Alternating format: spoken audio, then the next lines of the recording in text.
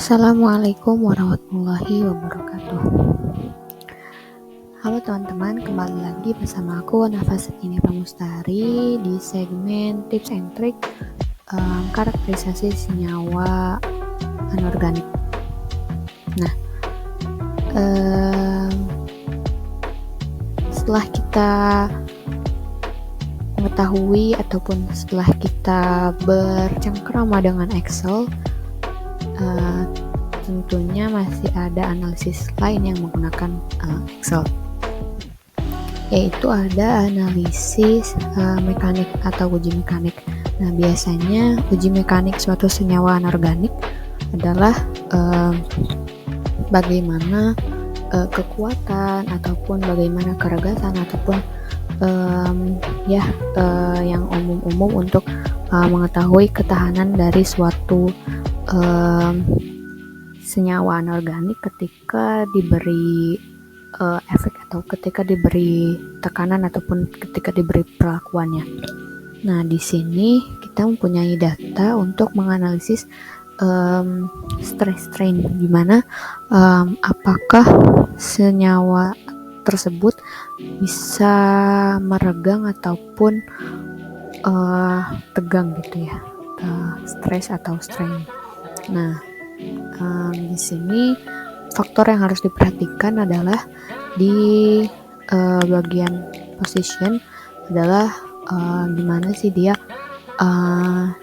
posisi mulanya gitu ya.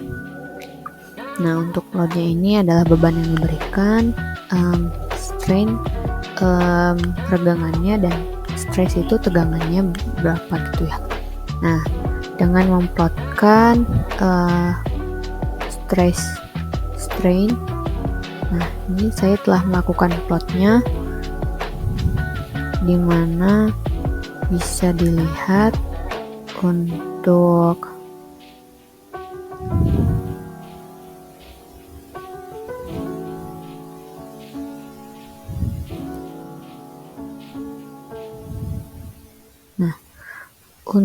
untuk yang menjadi sumbu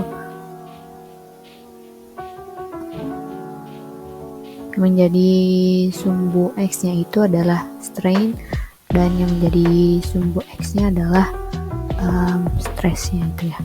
Nah, di sini gimana sih cara menentukan? Ada beberapa titik-titik gitu yang bisa menyimpulkan sifat dari senyawa tersebut untuk kemekanikannya. Itu ada titik P, ada titik B, titik M, dan biasanya ada titik Y gitu ya.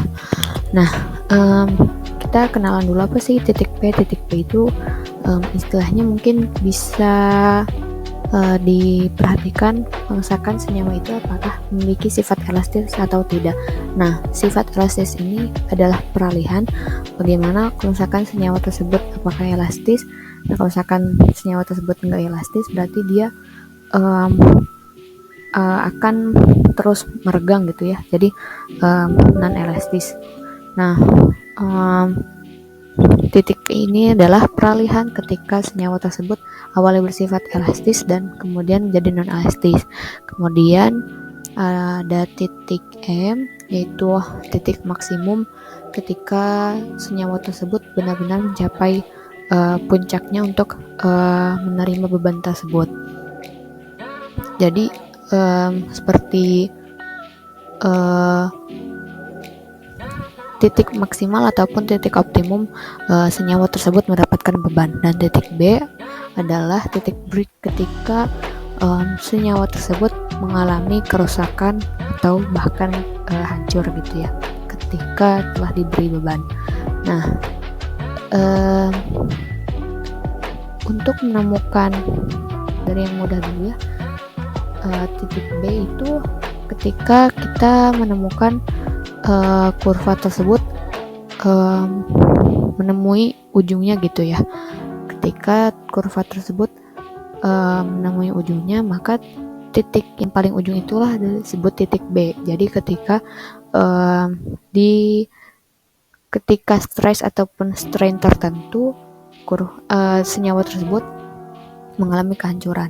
Nah, kita bisa langsung saja gitu ya menamai di sini nanti titik B-nya itu ada di berapa, kita zoom aja. Nah, lalu kita bisa menamainya dengan menambahkan seriesnya gitu ya. Nah, ini sudah saya namai titik yang di paling ujung itu sebagai titik B, yaitu bernilai 0,577. Nah, adapun titik M ini mungkin tidak jauh dengan titik B, jadi adalah titik yang paling besarnya gitu ya. Nah, titik M ini sebentar.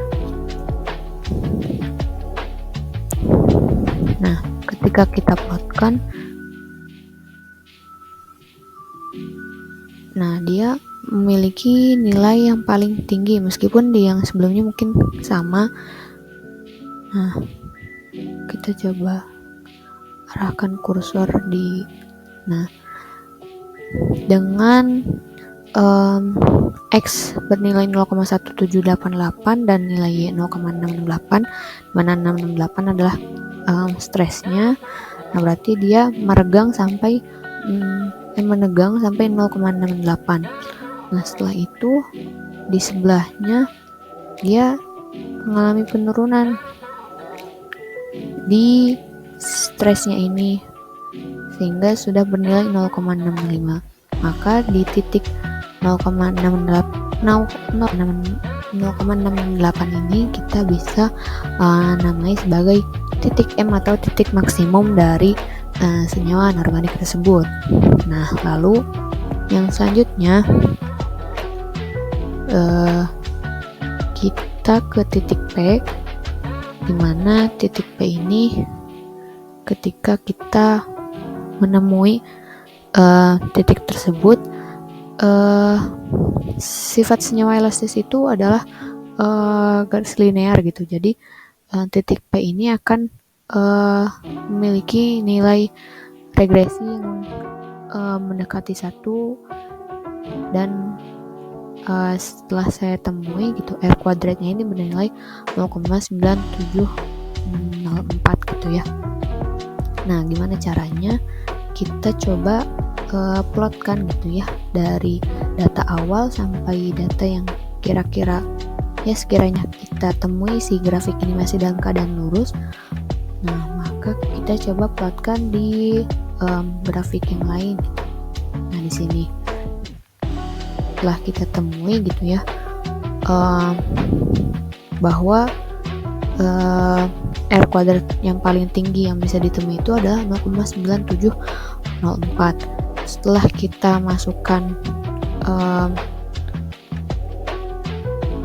datanya, penambahan datanya, nah kita coba ya, ini kan sampai row ke 121. Nah, kita coba tambah satu row aja. Nah, tadi kan 0,9704 ya. Nah, ini R kuadratnya berkurang 0,9695. Jadi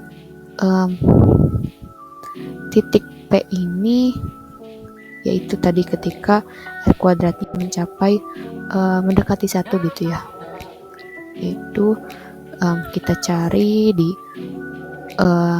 grafik yang awal yang memiliki nilai X 0,002 dan nilai Y 0,269. Maka kita bisa plotkan. Nah,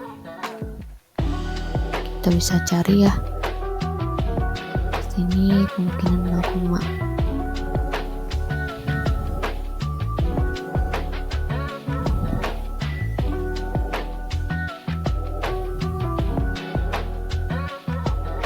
nah kalau ini kan 0,283, berarti agak bawahan lagi.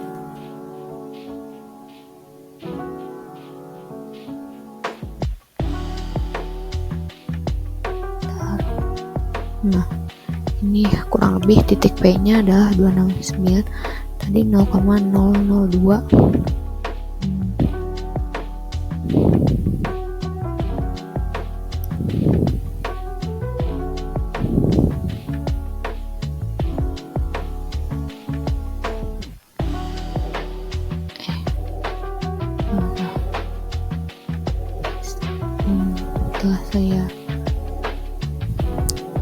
tandai ya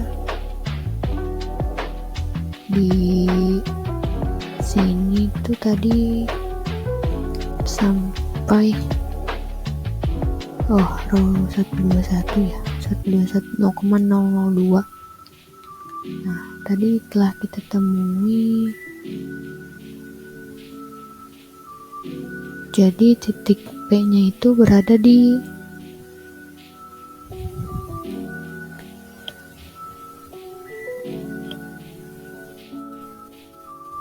ini ya, yang warna, pokoknya yang warna abu. Jadi udah aku tandain.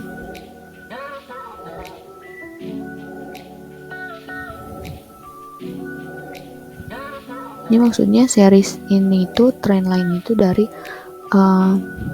garis yang warna abu gitu ya. Nah garis yang warna abu ini udah aku plot dan sehingga bisa menyatu dengan grafiknya gitu ya.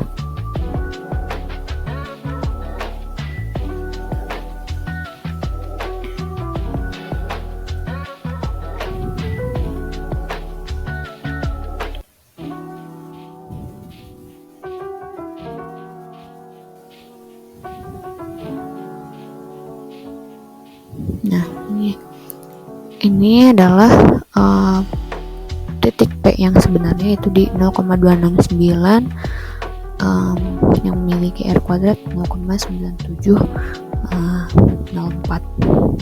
Nah kalau misalkan memiliki bentuk kurvanya yang cenderung melandai ataupun kurvanya yang cenderung tajam gitu ya, maka dia bisa ditentukan atau bisa ditemukan titik E nya gitu. Ataupun di sini kalau misalkan titik E itu elastis, berarti dia mencapai batas keelastisannya gitu ya, benar-benar mencapai titik keelastisannya itu di titik E dengan adanya cekungan gitu. Nah di sini tidak terlalu terlihat ya adanya cekungan, jadi seharusnya kalau mau ada titik E berarti kita bisa adakan datanya untuk membentuk cekungan gitu ya. Nah tapi karena ini tidak ada cekungan dan hanya titik P dan titik P, titik M dan titik B, maka sifat materialnya adalah keras dan rapuh. Kenapa keras? Karena dia terjadi kenaikan yang sangat tajam gitu ya untuk grafik-grafik yang awalnya. Sekian, terima kasih. Assalamualaikum warahmatullahi wabarakatuh. Sampai bertemu di segmen selanjutnya.